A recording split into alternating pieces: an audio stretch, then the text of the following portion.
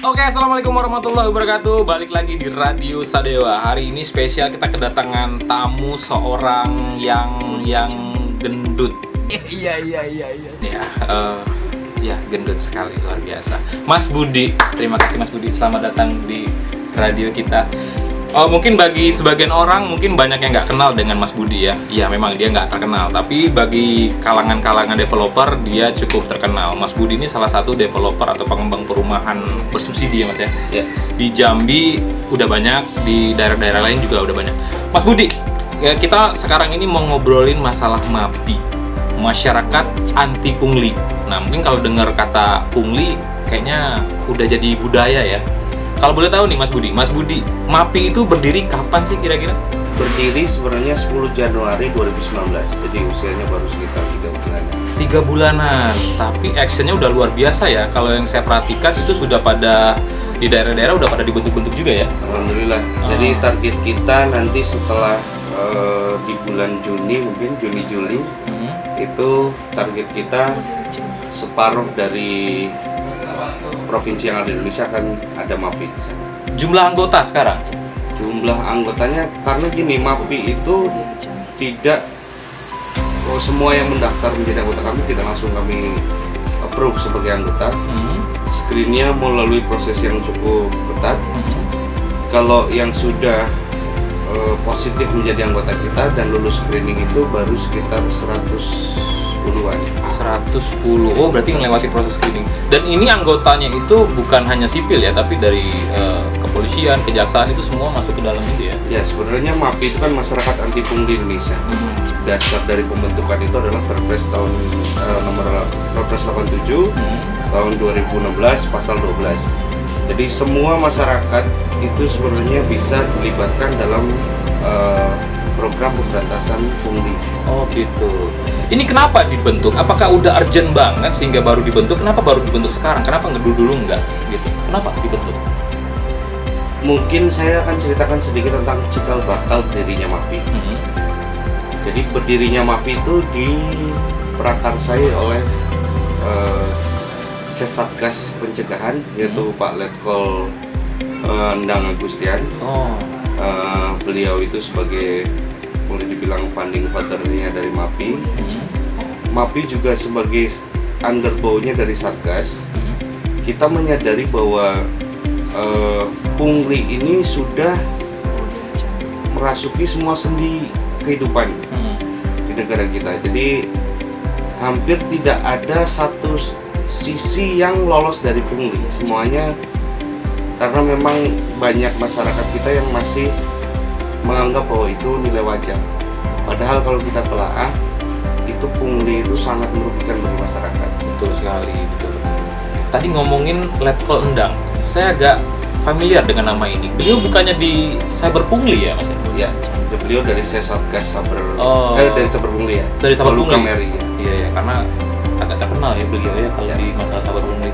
Mas, ini kan kalau di Indonesia ini kan kayaknya udah dibentuk-bentuk ya satgasnya ya. Udah dibentuk. Itu berapa provinsi sekarang yang udah dibentuk Mas? Sebenarnya kalau untuk MAPI sendiri kita target itu 20 region akan terbentuk di bulan Juli. Setiap region itu nanti ada yang bisa connect ke MAPI Center, dan MAPI Center punya akses langsung ke Satgas. Oh gitu. Jadi sekarang juga MAPI sudah launching sebenarnya dari Januari. Cuman websitenya masih dalam keterbatasan, dan alhamdulillah sudah banyak pelaporan yang masuk. Kita bisa masuk ke www.mapisaberpungli.co.id. Jadi kalau ada pungli di mana saja, silahkan laporkan, bikin laporan di situ. Jika ada masyarakat yang memang komitmen ingin membantu kita dalam melakukan ban bulket mengenai pungli, ban bulket itu bahan pengumpulan keterangan. Itu bisa mendaftar di kita, tetapi memang tidak serta-merta langsung menjadi anggota. Kita akan ada proses screening yang memang cukup ketat ya. Ketat. Baru 3 bulan dan laporan yang masuk sudah cukup banyak. Cukup banyak. Artinya pungli ini kayak jadi budaya ya. Betul, karena dari mulai proses kita hidup sampai kita mati itu ada celah pungli di situ. Kita contohnya baru lahir mau bikin akte. Nah, Mas Yudi tahu nggak ongkos akte itu berapa sebenarnya? Berapa? 200-300 ribu ya? Nah, bukan. Sebenarnya kalau menurut aturannya itu sebenarnya gratis dari mulai lahir, kemudian anak sekolah, masih aja juga proses pungli di situ. Masih ada mungkin sebagian oknum-oknum yang mengatasnamakan komite memungut sumbangan sana sini, tapi sumbangan tapi menentukan nilai dan nilainya fantastis, itu juga bagian dari pungli karena tidak ada yang dalam aturan. Terus kemudian nanti kita mati juga, kuburan sekarang banyak pungli di sana. Bener juga ya kan, sampai kita kalau neraka sama surga aja yang mungkin nggak bisa gitu, ada pungli di sana. Mas Budi, MAPI, masyarakat anti pungli, artinya ada keterlibatan masyarakat seperti ini. Tadi Mas Budi bilang dasar dari Perpres. Iya. 87. Artinya kan masyarakat ini yang boleh masuk dan bergabung di MAPI ini kan harus di screening dulu nih. Ya. Kategori yang bagaimana sih yang kira-kira masyarakat itu bisa bergabung di MAPI ini? Sebenarnya kalau untuk proses screeningnya itu kenapa kita itu melakukan proses screen, kita tidak mau kecolongan. Betul. Jadi artinya bahwa ada potensi bahwa kalau kita itu serta-merta merekrut anggota, ada potensi bahwa anggota kita itu akan melakukan pungli juga. Iya. Jadi kita butuh suatu komitmen yang jelas bahwa ini adalah sebuah gerakan yang benar-benar sosial. Jadi kita itu meng-hire orang-orang yang memiliki jiwa merah putih untuk memperbaiki bangsa, karena kita sadar bahwa pungli ini akan menghancurkan bangsa di kedepannya. Jadi kalau di dalam melakukan pemberantasan pungli itu ada beberapa step. Gitu. Tidak serta-merta langsung OTT. Iya. Karena ada proses penyadapan dan segala macamnya ya. Juga ada misalnya ada informasi dari masyarakat, kemudian kita turun, kita lakukan lidik. Mungkin ada verifikasi betul nggak laporannya, karena banyak juga yang hoax juga. Artinya laporan ini juga tidak harus benar-benar objektif, tidak boleh subjektif gitu. Nah, kemudian juga dari tim Satgas juga paling nanti akan dilakukan pencegahan dulu. Pencegahan dulu. Nah, tidak langsung serta-merta OTT, kecuali memang ini sudah keterlaluan dan memang sudah diperingatkan tidak-tidaknya mungkin akan dilakukan tindakan terakhir. Gitu. Jadi represif itu terakhir. Jadi OTT itu langkah terakhir kalau bisa dilakukan. Nah, ini kan di MAPI ini kerjanya kayaknya sosial ya. Apa teman-teman di sana digaji atau bagaimana? Tidak. Jadi di MAPI ini simpelnya begini. Rantai pungli ini tidak bisa serta-merta diputuskan pada sisi penerima saja. Kalau di dalam keyakinan kita bahwa pemberi dan penerima itu sama-sama seneraka. Ya, betul. Ruswah bahasanya. Nah, kemudian kalau di dalam negara sendiri, pemberi dan penerima itu sama-sama melakukan pelanggaran tindak pidana. Nah, jadi ini yang perlu dipahami. Rantai ini harus diputuskan dari dua sisi. Makanya kita mengajak, terutama pengusaha yang paling sering melakukan ini, karena untuk proses-proses perizinan pengennya cepat. Terus kemudian karena juga dari pihak pejabatnya juga kalau nggak ada amplopnya agak lama. Ini kan harus diputus dari dua sisi. Selain harus ditindak dari stakeholder yang ada, juga dari pengusahanya sendiri harus disadarkan. Makanya MAPI ini akan terus sosialisasi terus ya? Terus kepada seluruh pengusaha. Kalau semua pengusaha di Indonesia itu stop melakukan pungli, saya yakin akan berkurang secara drastis angka pungli yang terjadi di Indonesia. Ini karena cikal bakalnya ada yang beri, kemudian ada yang nerima. Betul. Gitu ya. Akhirnya jadi kebiasaan dan jadi budaya. Ya, budaya ini yang sebenarnya tanpa disadari akan menghancurkan bangsa kita. Luar biasa sekali. Nah, ini kalau seandainya nih ada masyarakat yang kebetulan memang dia tidak tergabung di MAPI, ketika dia menemukan kejanggalan atau menemukan pungli, itu bisa melaporkan ke MAPI gitu ya? Bisa. Oh, gitu. Karena nantinya website MAPI itu akan terkonek dengan websitenya Satgas, di mana nanti akan ada aplikasi yang masyarakat ketika memberikan laporan dia bisa tracking laporannya sudah ditangani sampai mana. Jadi ada sistem keterbukaan. Jangan sampai Mungkin ada suatu pesimis dari masyarakat bahwa kalau dia ngelaporin cuma capek aja, terus ditanggapi juga enggak. Nah, kita nantinya akan punya track di mana masyarakat sendiri yang menuliskan laporan, dia akan menerima ID dan dia bisa ngecek sampai laporannya sejauh mana ditanggapi. Luar biasa sekali. Jadi akan ada aplikasi. Ini kan akan kita tunggu nih ya. Ini karena memang kayaknya bakal jadi inovasi ide yang cemerlang ya. Ada aplikasi ketika kita akan melihat sebuah kejadian pungli, kita bisa laporin lewat aplikasi ya. Betul. Dan laporannya bisa kita lihat sampai sejauh mana perkembangan kasusnya itu ya. Betul. Luar biasa sekali Mas Budi. Mas Budi, harapan nih. Harapan dengan adanya MAPI ini bagaimana sih? Kalau kayak teman-teman bilang kan kayaknya yang namanya korupsi budaya pungli itu kayaknya nggak bakal bisa dihilangin gitu kan. Apa harapannya dengan adanya MAPI ini Mas Budi? Dengan adanya MAPI, saya berharap kita bisa menurunkan angka pungli yang terjadi di Indonesia itu minimum 50%. Masyarakatnya peduli bahwa pungli ini memang harus diberantas. Jadi mereka giat membuat laporan. Oh gitu. Atau memang di tempat itu banyak pungli. Jadi ada dua mungkin. Kenapa tertinggi? Jadi tidak serta-merta yang tertinggi itu pasti banyak punglinya, tidak gitu. Peran aktifnya masyarakat mungkin lebih tinggi, itu juga bisa. Semua wilayah butuh peran serta kita tidak mungkin mengandalkan hanya Satgas saja dalam pemberantasan pungli. Satgas jumlahnya sangat terbatas.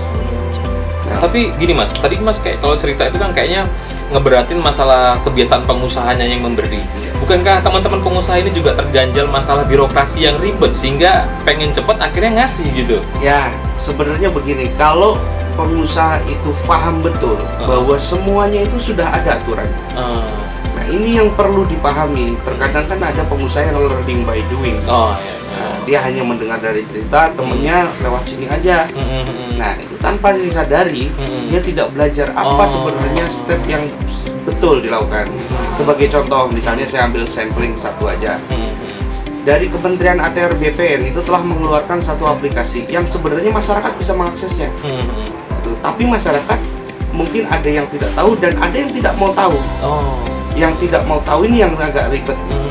Jadi dia sudah tahu, tetapi yang penting prosesnya cepat. Nah, ini penyakit. Artinya ini sebuah mata rantai yang harus kita putuskan.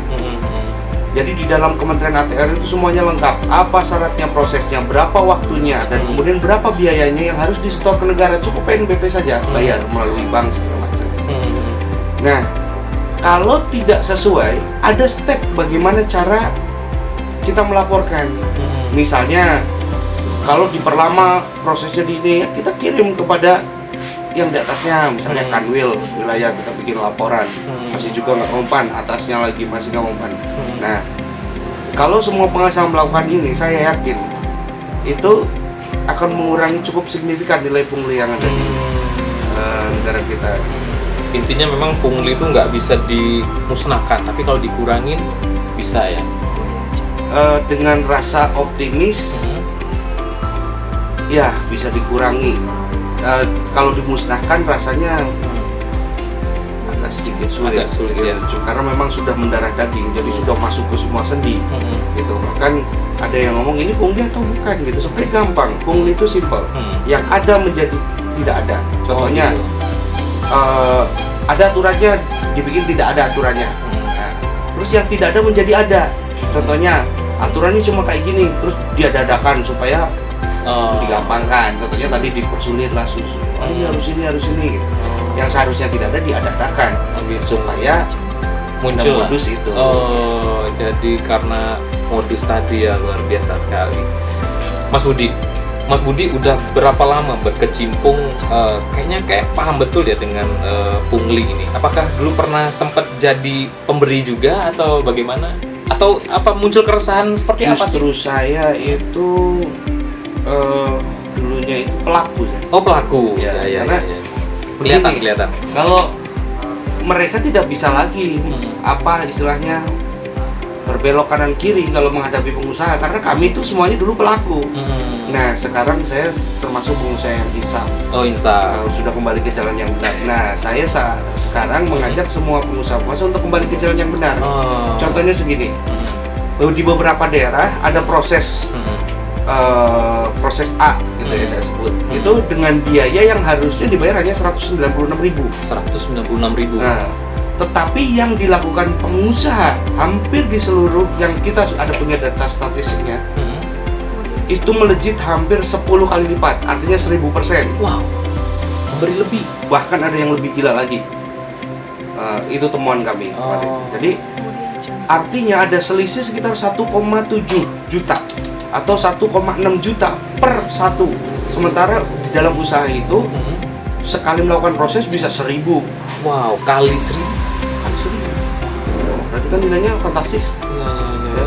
Atau bisa dikasih 100 saja, dikali 100 saja. Sudah berapa? 1,7 kali 100. 1,7 M. Luar biasa. Kalau terbangun masjid bagaimana? Itu baru satu pengusaha ya? Satu pengusaha di dalam Dan 100 bidang. Pengusaha yang lain mungkin ikut-ikutan jadinya ya? Ya, karena ini kan mungkin karena ada dua faktor. Tidak tahu atau tidak mau tahu. Oh, yang tadi ya? Ya, Tidak tahu faktornya itu. Kalau tidak peduli, ya yang akan dinikmati anak cucu kita nanti akan lebih parah dari ini.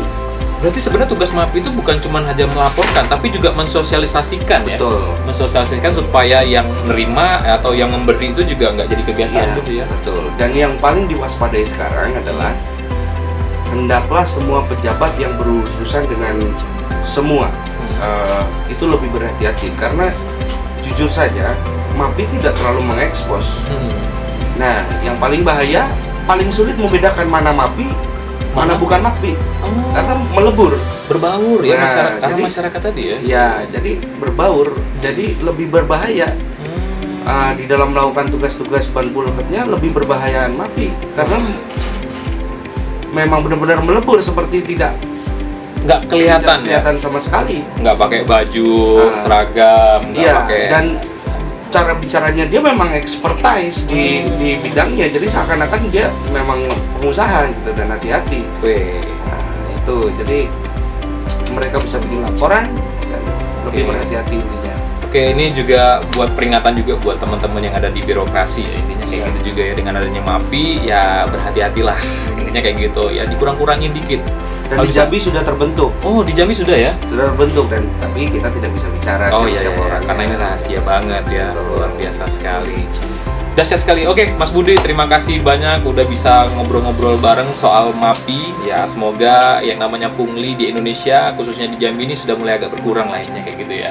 Ya. Oke, terima kasih juga. Salam juga Sebelum buat kita tutup, kita lakukan salam MAPI. Salam MAPI. Salam MAPI. Indonesia Indonesia bersih dari pungli. bersih dari pungli. Assalamualaikum warahmatullahi wabarakatuh.